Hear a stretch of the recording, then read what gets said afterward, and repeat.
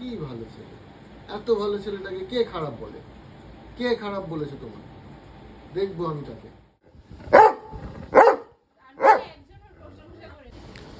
জ্যাসপারের কথা নিশ্চয়ই মনে আছে আপনাদের। গত সপ্তাহে ওর একটা ভিডিও পোস্ট করেছিলাম আমাদের পেজে।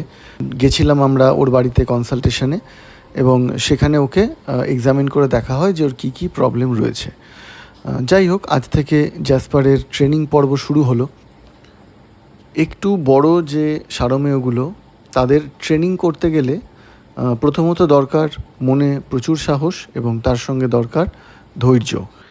আর এক্ষেত্রে যেহেতু জ্যাসপারের 7 বছর বয়স হয়ে গেছে, ওর মধ্যে কিন্তু ইতিমধ্যে একটা ম্যাচিউরিটি চলে এসেছে। ও নিজের মতন করে অ্যাজামশন করে নেয় কে ভালো কে খারাপ। সেই কারণে ও কিন্তু সহজেই কাউকে ট্রাস্ট করে না। এই যে দেখছেন ওর গলার কাছে আমি হাতটা দিয়েছি এবং আমার হাত থেকে ও খাবারটা খাচ্ছে, এটা কিন্তু অনেক সময় লেগেছে, তবে গিয়ে ও আমাকে অ্যালাউ করেছে এবং এক্ষেত্রে ধৈর্যটা ভীষণ প্রয়োজন। গুড বয়, হাত দাও। আরে বাবা, কি ভালো ছেলে, এত ভালো ছেলেটাকে কে খারাপ বলে? কে খারাপ বলেছে তোমার? দেখবো আমি তাকে। জ্যাসপারের ট্রেনিং পর্বটা শুরু হলো ওবিডিয়েন্স দিয়ে। কিছুদিন আমরা বাড়িতে ওবিডিয়েন্সটা প্র্যাকটিস করব, তারপর আস্তে আস্তে রাস্তায় বেরোবো বা অন্যান্য সোশ্যালাইজেশন যে ব্যাপার সেগুলো আমরা করব।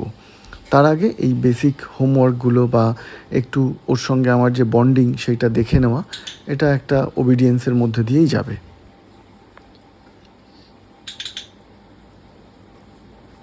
এবং সেই সঙ্গে অনেক কিছু শিখবে জ্যাসপার, নতুন কিছু যে বিহেভিয়ারগুলো ওর মধ্যে ডেভেলপ করেছে দিনের পর দিন, সেই বিহেভিয়ারগুলো আমরা আস্তে আস্তে চেষ্টা করব যাতে এলিমিনেট করা যায়।